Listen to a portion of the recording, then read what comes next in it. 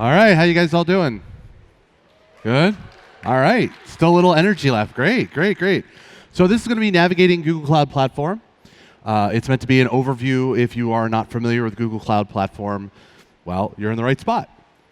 So to that end, I kind of want to get started and ask you guys who you all are.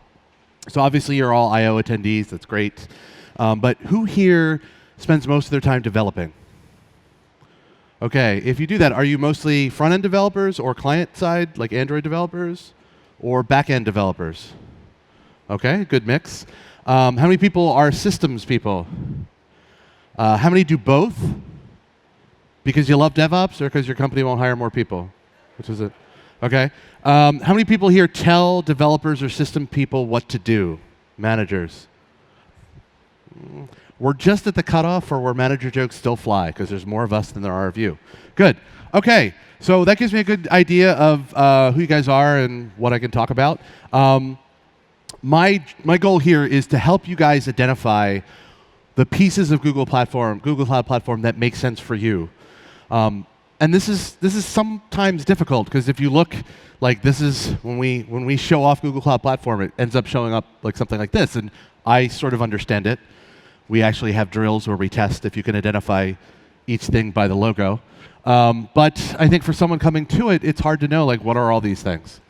So my job is to tell you, from a technical perspective, what all of this stuff does. And that's where I'm going to be coming from. I'm not going to be kind of giving you a competitive analysis. I'm not going to be talking too much marketing stuff. I'm not going to talk about pricing. I just want to tell you what this stuff is. I'll show you a couple demos and examples of it, and hopefully that'll whet your appetite for it. Now, yes, because when you see that list, you sometimes feel like this. So here's what I'm going to talk about. I'm going to talk about computing, networking, storage, big data, administration, development, and machine learning. I'm going to spend extra time talking about computing and storage because those are places where you have to spend a little bit more time figuring out what the right thing is. If you want a firewall, we have a thing called a firewall. It's pretty straightforward from a networking perspective. But which computing platform you want to use is a little bit more complicated story. So with that, I am going to go right into computing or doing things. So when people talk about doing things on Google Cloud Platform or in computing in general, tend to approach it from one of three directions. Virtual machines, so taking what you have somewhere else and just lifting it over and dropping it onto Google Cloud Platform. Containers, which sort of everybody's moving over to containers. This is a big part of the zeitgeist of the industry right now. So how do you run stuff on containers on Google Cloud Platform? And serverless. Or serverless is one of those like marketing terms that what it really means is you don't worry about the hardware. You usually get some sort of metered version of the service where you pay for what you use, and if you don't use it, you don't pay for it. If you guys are familiar with the term platform as a service, what I think happened was platform as a service hit the Gartner trowel of disillusionment, right? And like people got afraid of it, so we all started calling it serverless in the industry. Don't tell anybody, you now know. That's our dirty secret. But that's serverless. So I'm going to start with our VMs. Our VMs they're VMs. I mean, they're virtual machines. They're what you're used to if you're dealing with other virtual machines. I think they're great, and I'll kind of show an example of why I think they're great in a second.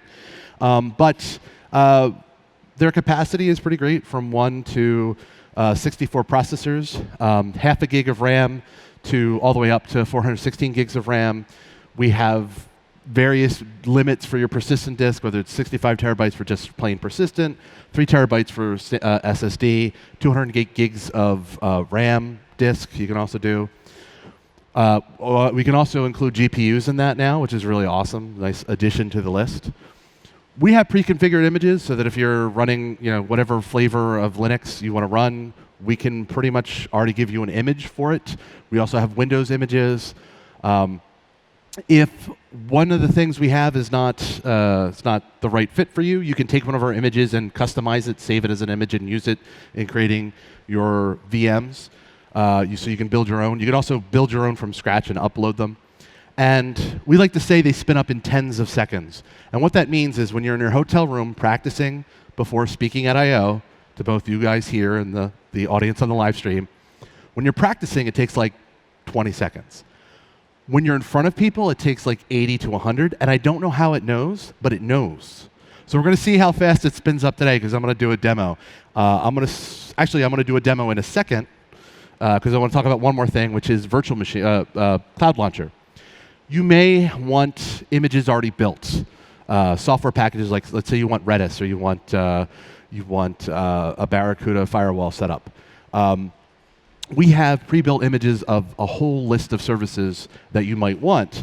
You go to Cloud Launcher, you spin them up, and we'll run. You will take over management of them. They're not managed services, but they help speed you along the way of getting your machine up and running. So now I'm going to switch over to a demo. And here we are. Great. So, and I accidentally locked my machine, because security first. So this is our VM console, and there's a couple things I want to show off. But first, I'm going to start and create an instance. So here's an instance. I can pick any pre-configured image, but what's really kind of cool is I can go through and say, you know what? I want a crazy image. I want 14 CPUs, because I have a very specific workload in mind, I guess. I can go through, I can pick an image, but I'm just going to go through and create this. And in a moment, that's going to spin up and be available. But what I can show you while we're waiting for that is that one of the great things about our VMs is if I hit this SSH button, I will SSH into it through the browser. So no having to download security certs and setting up my local environment to hook up to it. Just wherever I have a browser, I can hook up via SSH to my box. Now, under the covers here, while this was blocking the screen, our instance is already up and ready. So, while we're waiting for the SSH to connect, there we go, there's command line. There's one other thing I want to show you. I'm just going to leave SSH there. And that is, we look at your usage, not like there's not a person looking at your usage, but like the system looks at your usage, and will tell you, hey, you know, you've had really high memory utilization on this box. Maybe you should up it. And you can just apply the recommendation. But it also works the other way. I could save $334 a month if I take this recommendation and tune it down. So we want to make sure you're not wasting your money on us. So we give you these alerts to tell you, hey, maybe we can run on a different machine. So with that, I'm going to switch back to Presto mode. That was compute engine. I'm going to move on to containers. So how many people here are fooling around with containers, Docker or otherwise? OK, how many people are running in production? OK, how many people said Docker in a parking lot and a conference sprung up around you? Well, that's actually how I/O came to be in a parking lot. I think. I don't know. I wouldn't trust me on that one. So containers at Google. What do you do with containers at Google? So containers at Google, we're talking about container engine or managed Kubernetes, which point you might be asking Kubernetes, which is the appropriate question. Kubernetes is a container orchestration system. So you guys are familiar with Docker. You take your containerized systems. You already have them in kind of a small single instance containers. But when you want to start linking whole bunches of containers together and building microservices based on them or building complex scheduled jobs, it becomes a little bit difficult to manage them. So Kubernetes makes that easier for you. So it is an open source application that can run anywhere. You can run it on us, which I recommend, but you can also run it other places, on premises, Amazon, Azure. You can run it all those places. And so the way Kubernetes works is I say, Kubernetes, I have a service that's made up of 3 different containers. I would like to have some redundancy, so I want 4 of this container, 3 of this container, 1 of this container. And I'd like you to get me a IP address for public use for 2 layers of it, the API and the front end. The back end I want to keep private. And Kubernetes will make sure that it starts all that up and runs for you. If you have a public IP address, or if you want to have a public IP address, Kubernetes will give it to you. If you don't, it'll keep it private.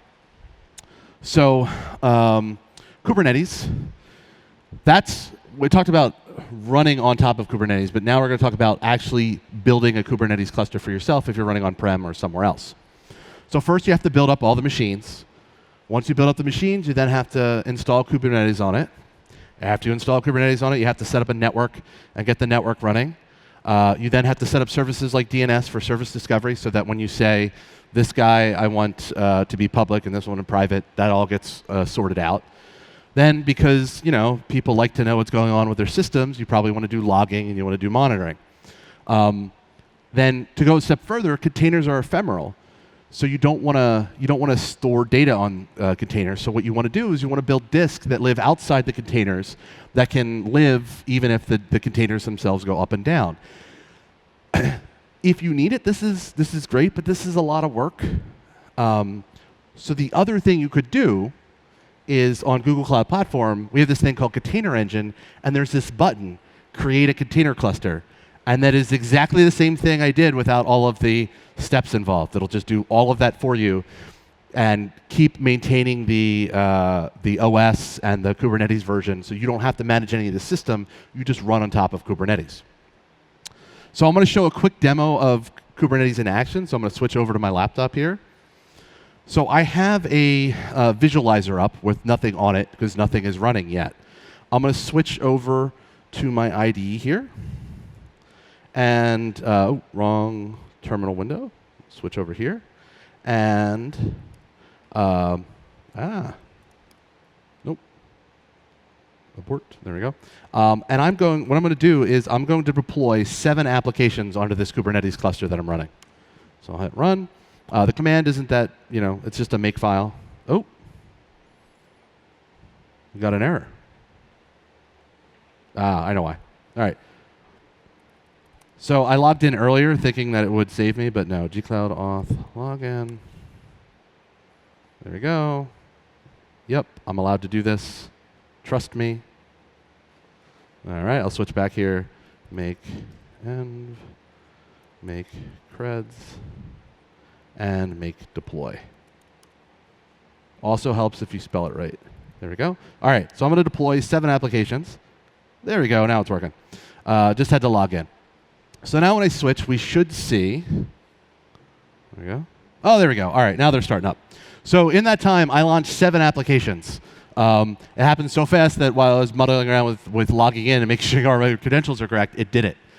So it launched 6 applications. Yes. So two Drupal instances, a WordPress instance, just a simple CRUD application, a Node.js app. All of these launched immediately. I already have a public IP address for one of them. And so in the past, I would build multiple systems for all of these and have to, because they're all different versions of the same software, I wouldn't want to run them on the same box. Now I can throw all of my boxes into a Kubernetes cluster and run all of these applications in one space, saving a whole lot of resources and making my deploy times faster and everything working. So that is a quick demo of Kubernetes in action. And with that, I'm going to switch back to presenting. And I'm going to go through. So that is Container Engine. It's managed Kubernetes. All of the system, all of the hardware, all of the networking, all of that's handled for you. You get smart defaults for monitoring and logging and all that. And you also get the capability of auto-scaling. The other way to run containers on Google Cloud Platform is something we call App Engine Flexible Environment. Now, that's going to come back up when we talk about serverless. But under the covers, App Engine Flexible is running just Docker. And so our runtimes are all Docker images that you can use. Now, what you can do is use a custom runtime, which is your own Docker file with your own application that you upload to App Engine. What you get out of that is auto-scaling. So we can scale it from 1 to as much load as you can throw at it. And you also get an endpoint for it. So you don't have to wire up all of the networking and the certs and all of that to get SSL. You can just use our endpoint and you're good to go. So we also have a couple helper apps for containers. Container Registry is a place where you can build your own containers, store them, and then store the images there, and then you're locked behind your Google Cloud credentials. So if you want to share an image with a group of people but not make it public, you can do that. You can also make them public there. That also works too. You can use them from any Docker environment, including Docker on your desktop or Kubernetes in production. Container Builder will take your Docker files and application and just build an image for you and host it in registry. So instead of having to build all that stuff on your local laptop and then upload it, you can just upload just the files and the applications, and it'll be fine. All right, so now we're going to switch to serverless. So we'll start with App Engine Flexible, which I just mentioned. So it does run Docker, and you can build your own, but under the covers, we have these runtimes that are all ready for you.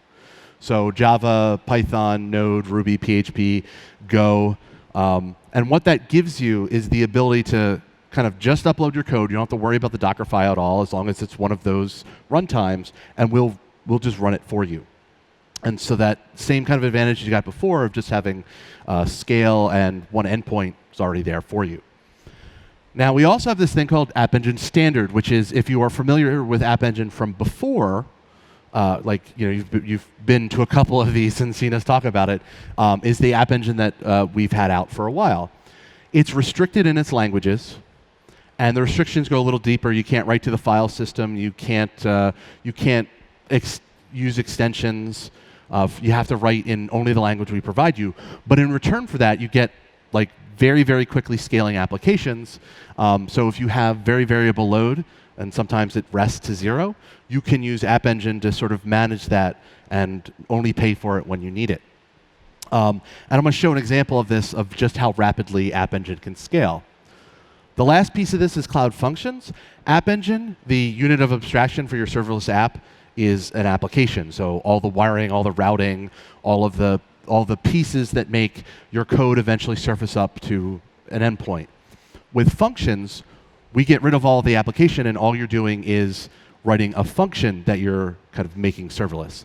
So the canonical example of this is someone uploads a file and you want to send an email. You don't want to build a whole application to make that happen. What you can do is just basically listen for the event of a file being uploaded into cloud storage, fire that off to a cloud function that takes the info about the file and sends the email that you need to run. So that is Cloud Functions. So I'm going to switch now and show, I said I was going to show a quick example of App Engine's capacity for load. So I'm going to do that. Here I have App Engine running on a real URL. The reason why I have faked up the URL is because people will ping it. And the whole point of this is that it's a cold system. So if you ping it while the URL is up there, it'll warm up the system and sort of defeat the purpose of the demo. I have 20 VMs already built and ready, and they have Apache Bench. And they're going to send a whole lot of load at App Engine. And we'll be able to see just how fast App Engine can respond to load through this. So I'm going to type a command here. I am going to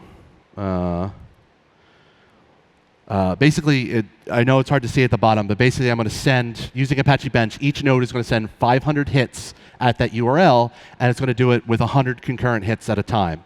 So it should be a pretty quick kind of load test here. Oh, somebody hit the URL. No.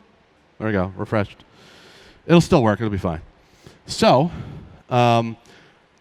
you see the guys bouncing up the top, that's when they're starting to send load, and you see App Engine is spinning up copies of the code that handles at that URL.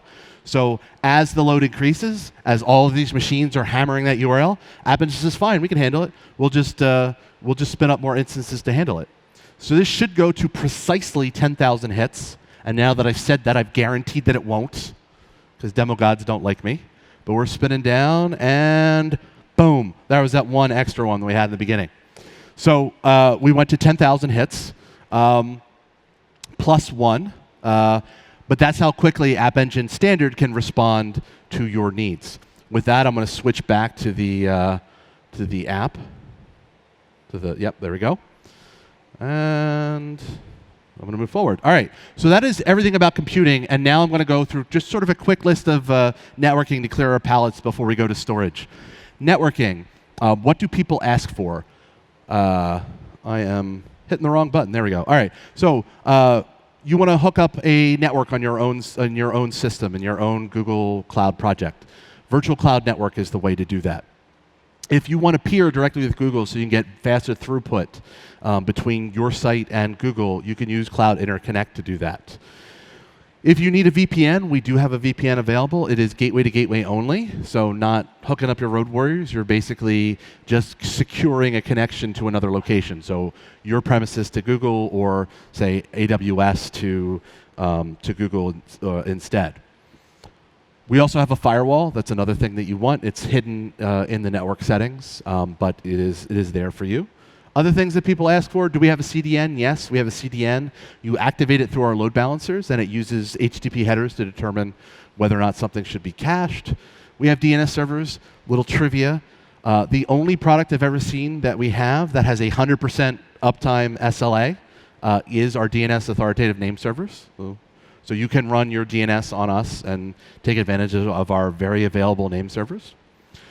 We also have load balancers. Another thing people ask for on the networking side, we do HTTP load balancing, SSL load balancing, internal load balancing, so just for resources in your project to talk to one another, and then finally network load balancing, which can do, protocols other than just HTTP. What if I need something that isn't on this list? So first off, that was not a comprehensive list of everything on the network side, but don't be alarmed. You can, with Compute Engine, build, if you can build it, you can host it on us and it'll work. And we actually have a couple pre-built solutions for Barracuda, Brocade, Cloudflare, and a couple other networking solutions already available for you. All right, going through this quickly, I'm now going to talk about storage or keeping things. People think about storage in kind of these three ways: files, databases, and big data. When you're talking about files at Google, you're talking about cloud storage. If you guys are familiar with products from other cloud providers, the API matches pretty well. We have one set of interfaces, so one API for dealing with all of storage, even though there are a couple different types that you can run. And I'll go through those types in a second. But we kind of divide this up into three spaces. One is public content, content that you want to share with your users outside of you. And so you want this to be globally available and highly available. Process data instead is data that you're going to run crunching on, right? You're going to do a big data job. You're going to analyze a whole bunch of photos or something. You don't need that to be globally available. You just need it to be close to the processing power that you're throwing at it. And then long-term storage is stuff that we hope we never have to use, right? Like compliance data or logs or legal stuff, right? Stuff that we never really want to use, but we have to hold on to. And so we'll talk about those in terms of Google Cloud Storage. So starting off with stuff that's publicly available, we have a set of service that's publicly available at 99.95% availability. It's geo-redundant. And this is for frequently accessed stuff like world audience, websites, video streaming, gaming, mobile. Right? You want this data to be as close to people as possible, so you put it in this type of storage, and we'll make sure it's replicated around the globe. Storage cost is 2.6 cents per gigabyte per month, and we call it multi-region. Now, for process data, it's slightly less available, and it's only stored in a very specific geographic region. So this is for, you want to process the data there, and you want it close to your processing power, so you just leave it in one area and just leave it there. So it is cheaper for that reason. It's only 2 cents per gigabyte per month, and we call it regional. Now, long-term storage, we have two options. We have nearline, which is, again, slightly less available and has a minimum amount of time you have to store it, 30 days. Now, that doesn't mean you can't delete it. If you put something up there and you delete it, cool, we'll get rid of it. But it means we're going to charge you for 30 days for it, even if you delete it. This is for things like backups and long-tail media. Right? You got videos that are only accessed every once in a while. You don't want to store on the more expensive one. It's okay if it takes a little bit longer for someone to serve up the first byte and get a little charge for running it, because it's cheaper in the long run. You get charged for the storage and also for retrieval. So there's a little bit of incentive to not put stuff there that you're going to be accessing frequently. Finally, there's ColdLine, which is our cheapest storage at 0.7 cents per gigabyte per month. It's a little bit more expensive to retrieve and has a longer minimum store. This is for stuff, you're kind of set up, incentivized to, you don't want to pull this stuff. This is for, I need compliance data, I need regulatory data, or disaster recovery information. So that's ColdLine. All right, now we're going to talk about two sets of application data or database data, SQL or NoSQL. I'm not going to get into this. Right? This is a giant fight, and we could have a whole conference just on which one should you choose. I'm not going to get into that. Choose whatever you want. I'll talk about how we can help you in both those places. So with SQL, we have Cloud SQL, which is traditional SQL that you're used to, that is vertically scalable. So you want more power, you have to make your machine bigger and bigger, and then eventually you run out of head space on that. They're based on our virtual machines. So as powerful as our virtual machines are, Cloud SQL can usually operate at that level. We manage your backups. We make it really easy to set up replicas, and you don't ever have to manage the system. We will manage the system. You just run SQL on top of it. We have MySQL, which we've had for quite some time, and we have Postgres, which was available. It's available in beta. We released that in March. It will, at some point, move to GA. I don't know when that is off the top of my head. We also have this thing called Cloud Spanner. Now, Cloud SQL is vertically scalable. Cloud Spanner is horizontally scalable. And the idea behind it is structured data that you query using SQL that's both highly available and strongly consistent. Now, for people who know the CAP theorem, that's impossible. So we hired the guy that wrote the CAP theorem, made him a VP, and he's like, it's OK. Which is a very abbreviated version of the truth of that. Basically, our networking is reliable enough that you don't really have to worry about partitions, is sort of the way we hem and haw over that. But the point here is that if you want to make it faster or bigger or have more resources, you horizontally scale it instead of vertically scaling it, which means it can be globally available, and you do really, really cool things with it. It's important to note, though, that it is, how did I say this before? It's a BMW, not a Volkswagen, right? If you're a hobbyist, be very careful trying Cloud Spanner out, because it can get expensive quickly if you don't have the load. If you're running a big company and you're having tremendous amounts of load, Cloud Spanner is awesome for you, but watch yourself if you're a hobbyist. Now we'll switch over to NoSQL. NoSQL, we have Cloud Data Store, which is a document-based, indexable, giant NoSQL store. It's proprietary. It is not based on any other open source product. And it works very well with App Engine and is very, very easily accessible from Compute Engine. Bigtable, not a lot of people use it for application development, but some people do because it's very, very low latency. It is columnar, but it is not, you don't query it with SQL. If you guys are familiar with HBase, it is HBase compatible.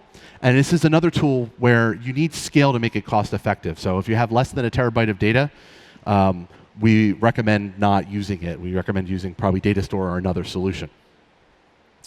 So that's storage, that's files, that's databases. Let's talk about big data.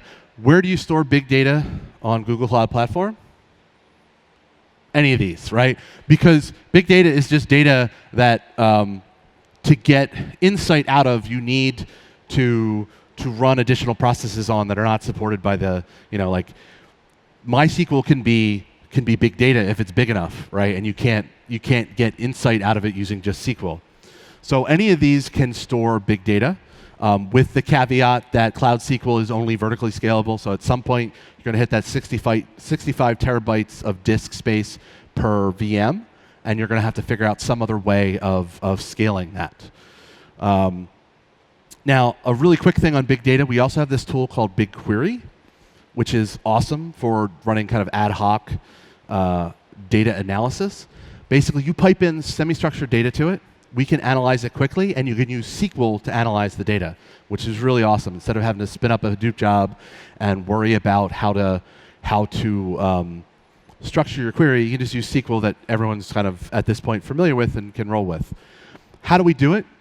Basically, when you do big data analysis, what you do is you take as many machines as you can, you throw it at the job, and see how fast you can get it done. Well, we're Google. We have some spare machines lying around. So what we do is we back them into BigQuery, and BigQuery can scale out as wide as it needs to in order to do your query. I'm going to just give you a quick example of this in action. I'm going to switch over here to this. All right, this is BigQuery. I have a query here. I have it in SQL. I'm going to try to explain it before it gets done running the query.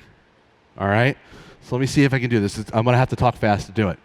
So I have a record of every Wikipedia article that was searched between 2013 and 2014. I am searching through all of them to count up just as many queries how many requests were run against Wikipedia during that time. So it is searching through and finding out that we searched, as a whole, as a people, we searched 1.1 trillion queries on Wikipedia in that time. So how BigQuery came about finding that answer is it searched through 130 billion rows of Wikipedia data, reduced it down to 65,000 records, and then further reduced that down to a total count of the whole thing. And we did all that, like we processed close to a terabyte of data, and we did all that query in 13 seconds. So that is a quick BigQuery demo. I'm going to switch back and present, and we're going to wrap up things. So we have a couple other big data tools. We have PubSub, which is a publisher-subscriber messaging application. So you want to connect many publishers and many subscribers to the same data channels. You can do that. Dataflow, which is Apache Beam, if you're into that sort of thing. Dataproc, which is managed Spark and Hadoop with auto-scaling. So if you're running Hadoop and Spark, Dataproc is a great way of running it and get help with additional processing. Here's where I point out that Cloud PubSub and Cloud Storage sort of form a central hub through which you can kind of have any piece of Google Cloud talk to any other piece of Google Cloud. So like if you want to hook up a storage bucket to run a machine learning process on images that are uploaded, you can wire up PubSub to listen to Cloud Storage. When Cloud Storage gets the file, PubSub will send it to Cloud Functions, run a process on it, and do something with it. So between Cloud PubSub and Cloud Storage, you can connect any two services that we have. What if we need something we don't offer? That's fine. You can build it in Compute Engine. And we have Cloud Launcher images for a lot of the common use cases that we could ask for: Cassandra, Redis, Mongo, CouchDB, more. So now we're going to switch to administration. Talk about reporting and logging. So we have this product called Stackdriver Logging, which does logging and monitoring. And what's cool about it is cross-platform. It's cross-cloud. So you can monitor, we're very big into hybrid cloud. You want to run multiple places, that's great. With Stackdriver, you can connect all of your environments using the Stackdriver agent and monitor them in one place.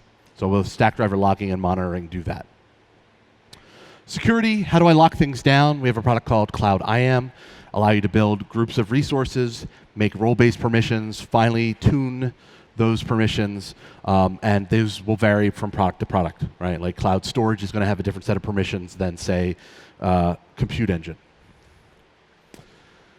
Interacting with it from an administrative standpoint, we've got the command line interface, gcloud, and the tool for accessing storage, which is gsutil. The API is what those apps will call. So you can take our API and extend it in most languages to do whatever you want. And we also have deployment manager. If you have a very complex environment that you want to recreate, like maybe you want to take your build-in environment and then take it and make a staging environment and a production environment from it. Basically, you can create one giant YAML file that can recreate your entire Google Cloud Platform project setup somewhere else in Google Cloud Platform. Now I'll talk about developing on top of Google Cloud Platform. There's an SDK available through gcloud and gsutil. We have plugins for IntelliJ, Android Studio, PowerShell, Visual Studio, Eclipse, and more. I ran out of icons, so that's why we have Shruggy there. For Cloud Source Repository, it is managed Git. It's not necessarily meant to be a competitor to GitHub. You can hook up your GitHub repo to this. This is so that one, we have a copy of your code, so when we do intelligence on, like, say, debugging, and we want to go to a line number, we can just show you the line number. That's like the big use case for it. But, I mean, it's managed Git, so if you just want to use it, it's fine. Reporting. Tracing. So tracing comes automatically with App Engine and our load balancer. It's enabled through an SDK and other environments. This is what our tracing interface looks like. So this is a call that I was trying to troubleshoot. You'll see that this particular call was pretty quick, 92 milliseconds down to the purple on the left, lower left.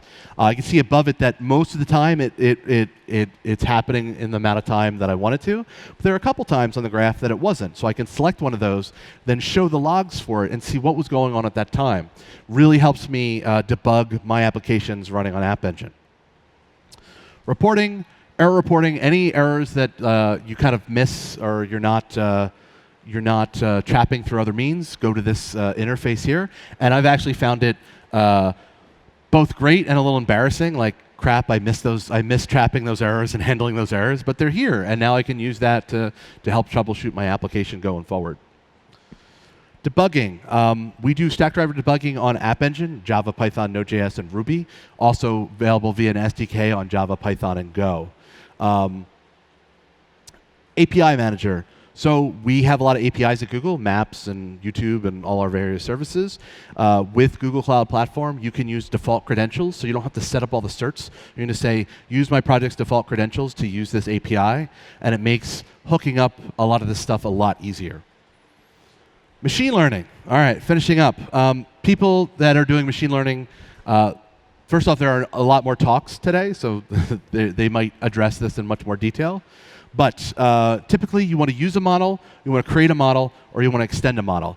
If you're using a model, we have a number of models available. Vision API, Natural Language API, Speech API, all of them use our machine learning models without you having to already train the set. We already have it, and we have features and functions that are available.